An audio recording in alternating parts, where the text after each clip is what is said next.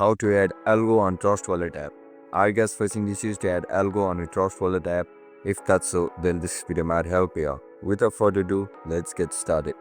First of all, open Trust Wallet app on your mobile device.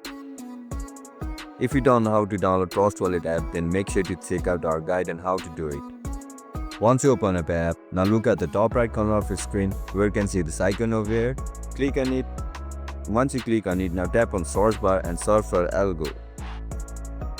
To add ALGO on your Trust Wallet app, toggle this option over here. Once you toggle it, now go back to your Trust Wallet homepage. Now again tap on ALGO.